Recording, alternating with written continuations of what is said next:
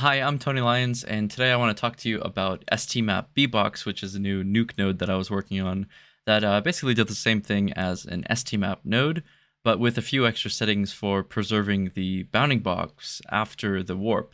So with a normal STMap node, you might lose the bounding box that you're trying to preserve, and it might kind of go full format.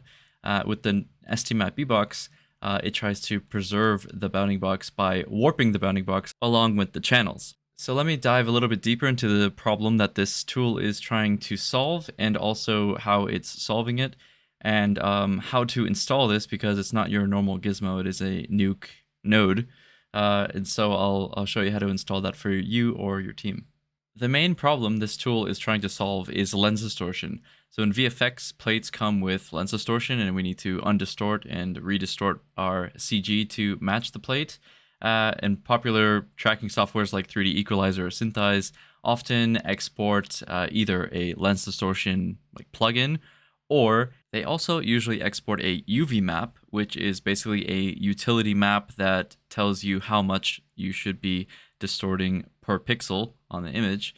And if you plug that UV map image into an STMap node, you should get the exact same result as the lens distortion tool or plugin that came with the software. So it is a way to kind of export a map instead of having to rely on these plugins or lens distortion nodes. So why would somebody want to use the UV map and the STMap node instead of just copying and pasting lens distortions whenever you need them? Well, the answer comes if you ever need to change a lens distortion. For example, the camera got updated, or there's a new lens distortion, and you need to update everywhere in the script all at once. Then you could use the UV map to swap them all at the same time. If you pair it with something like Stamps, the hidden input system by Adrian Puello, then you can basically keep a UV map at the top of your script and swap it out per shot when the lens distortion gets updated, and it will update the lens distortions in your entire script or your templates all at once. So this sounds too good to be true. What's the catch with this workflow? Well, the catch is that using an STMap node native to Nuke usually discards the bounding box of the item you're trying to warp. You see, the native STMap node in Nuke does not recalculate or redraw the bounding box, it just inherits whatever is plugged into the STMap input, which is the UV map. So usually UV maps are a full format, or sometimes even bigger if there's some overscan. And so you might have a small BBox that you're trying to do a lens distortion on, and suddenly your BBox is the size of the format. This loss of a tight bounding box to the item you're trying to warp can be pretty costly. This type of inefficiency usually has a compounding effect because all of your nodes and filters are happening on the entire format worth of pixels instead of just a very small area of pixels. This is what my STMap BBox node tries to fix. It is pixel for pixel identical to the normal STMap.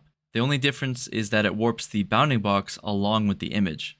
So instead of trying to calculate the entire format, Nuke is calculating only that tight bounding box in whatever area it needs to. To illustrate this is a heavy focus on the native STMap node, which has thrown away the bounding box, versus the STMap BBox, which has kept the bounding box tight. And that same heavy to focus node goes from a crawling scanline to something that is nearly instant. So how does this tool work? What is it actually doing? Well, as I said before, it's doing the exact same calculation on the channel's image side, but with one extra step, that it is warping the bounding box. So it takes your source bounding box and it samples points along the edges and the four corners, and then it finds where those points are landing on the UV map. And then it warps or extends the bounding box to cover that entire area. So it's doing one extra bounding box warp calculation that the normal STMap node is skipping. As I mentioned before, the interface should look pretty similar to a normal STMap node, but I've added a few extra bounding box controls that are worth knowing.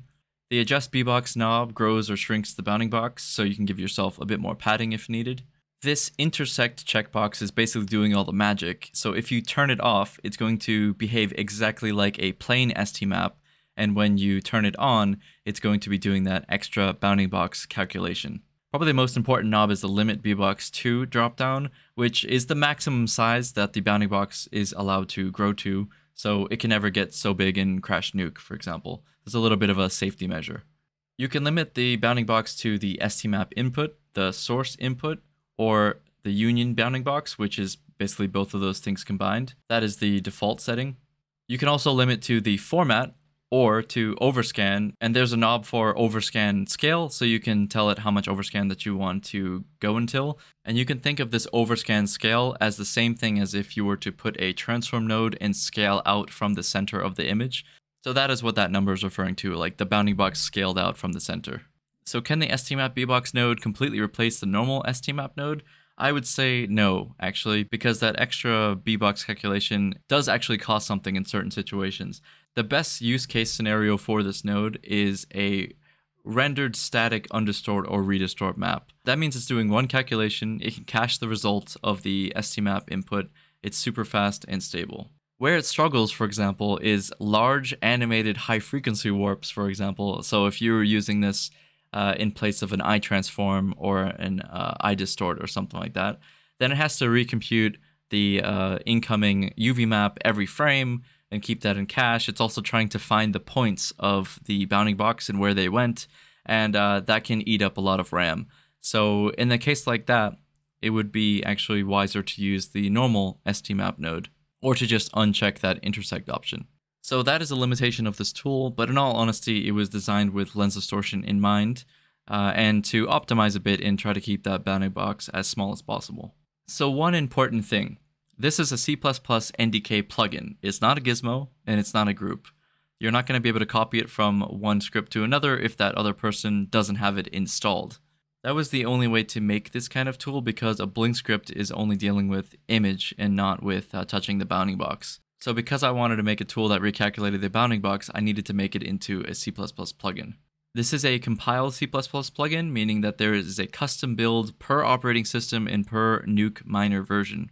I'm using a self-loader, which is detecting your operating system and your Nuke minor version and trying to find the right plugin for your Nuke. And again, if you install this and use this in your Nuke script, but then something else opens a Nuke script without this installed, such as the render farm or another colleague's machine that doesn't have this installed, then the node won't exist. It won't know what to do, it can't find it. It's the same as a missing gizmo, for example.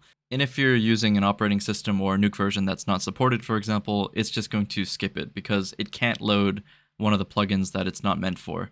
Luckily, because this tool is the exact same image output as the STMap node, you can always just swap it out for a native STMap node if you're running into any trouble.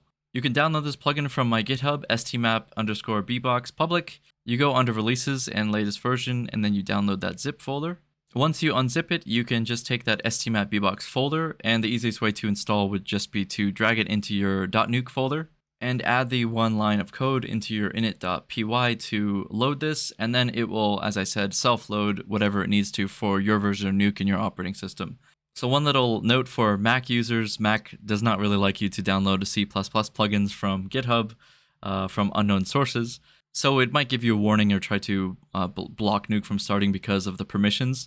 So to get around those permissions, you can run this command in your terminal once the STMap BBox is in your .nuke folder.